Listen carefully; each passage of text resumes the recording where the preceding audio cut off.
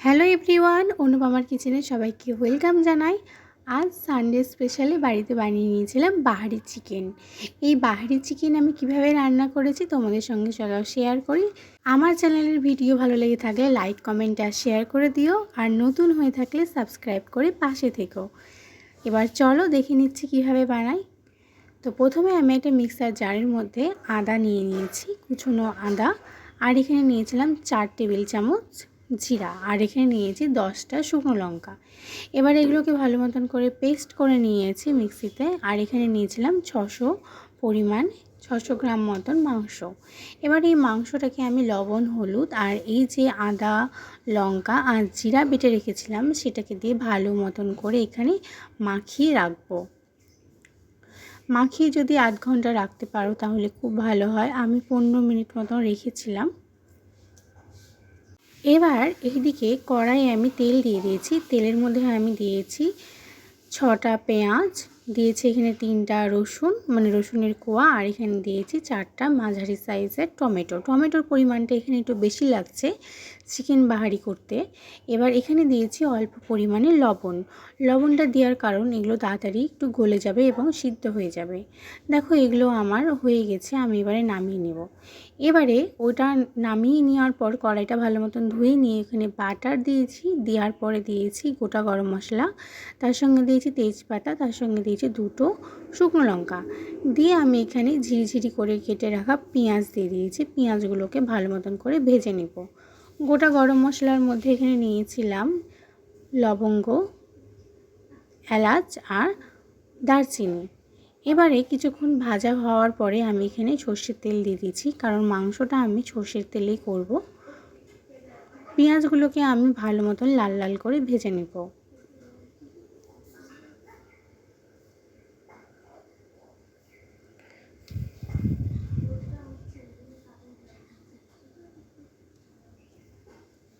দেখো আমি অনেকক্ষণ ধরেই ভাজছি, বেশ টাইম ধরে এটাকে ভাজতে হবে, একদম লালচে লালচে করে ভাজতে হবে।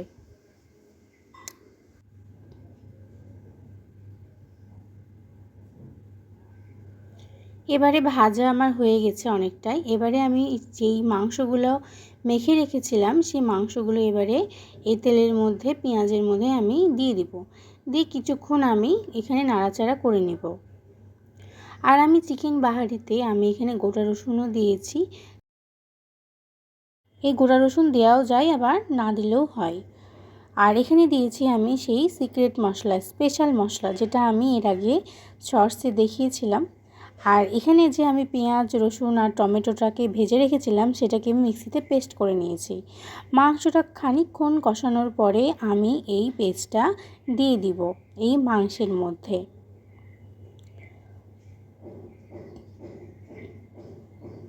দিয়েও এটাকে আমি ভালো মতন করে কষিয়ে নেব।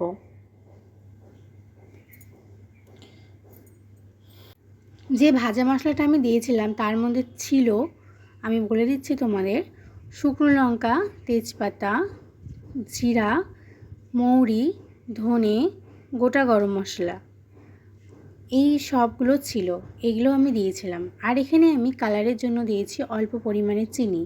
আর এখানে আমি চিকেন বাহারির জন্য আলু ভেজে রেখেছি, কারণ আমি আলুও দেব, কারণ আমার আলুটা খেতে ভীষণই ভালো লাগে আলুটা খেতে আমার। আমি বিরিয়ানিতে হোক বা মাংসে হোক, যে কোনো এই মাংসের মধ্যে আমার আলুটা বেশ ভালো লাগে, তাই জন্য আমি এখানে আলু দিয়েছি। আলুটাও তোমরা চাইলে দিতে পারো, আবার নাও দিতে পারো। তো এখানে চিকেন বাহারির জন্য আমি এখানে জল দিয়ে দিয়েছি। জল আমার এখানে সিদ্ধ হয়ে গেলে, ফুটে গেলে আমি এখানে নামিয়ে নেব। দেখো চারিদিক দিয়ে কত সুন্দর তেল ছড়িয়েছে, এইদিকে তেল বেরিয়েছে, তেলটা দেখো। আর এদিকে আমার মাংসটা প্রায় সেদ্ধ হয়ে গেছে। মুরগির মাংস খুব একটা বেশি সেদ্ধ হতে সময় লাগে না। সেদ্ধ হয়ে যাওয়ার পরে আমি এখানে গরম মশলা আর ঘি দিয়েছি। ঘি দিয়ে গরম মশলা দিয়ে আমি এখানে নামিয়ে নিব। মাংসটা আমার হয়ে গেছে।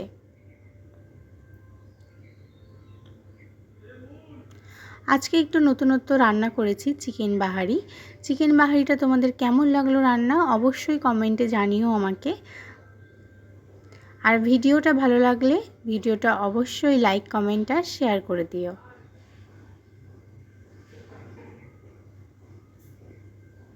দেখো রান্নাটা হয়ে গেছে, আমি নামিয়ে নিয়েছি কড়াই থেকে একটা গামলার মধ্যে। দেখো কি সুন্দর তেল বেরিয়েছে, তেলটা কিন্তু আমি ওই পেঁয়াজ ভাজার সময় প্রথমে দিয়েছিলাম। আর এখানে দুপুরের জন্য ভাত বেড়ে নিয়েছি, এটা আমার বরের থালা, ওর বাটিতে মাংস বেড়েছি দেখো, আর চিকেন বাহারি মাংস, আর এখানে দিয়েছি আলু ভাজা আর ভাত। আর চিকেনের সাথে আমার বেশ কিছু আর লাগে না সেরকমভাবে, চিকেনের ঝোল আর ভাত হলেই আমার এনাফ হয়ে যায়। তো তোমাদের কেমন লাগছে ভিডিও আমার কমেন্টে অবশ্যই জানিও। যারা যারা সাবস্ক্রাইব করছো তাদেরকে অসংখ্য ধন্যবাদ, যারা কমেন্ট করছো, লাইক করছো, সবাইকে থ্যাংক ইউ।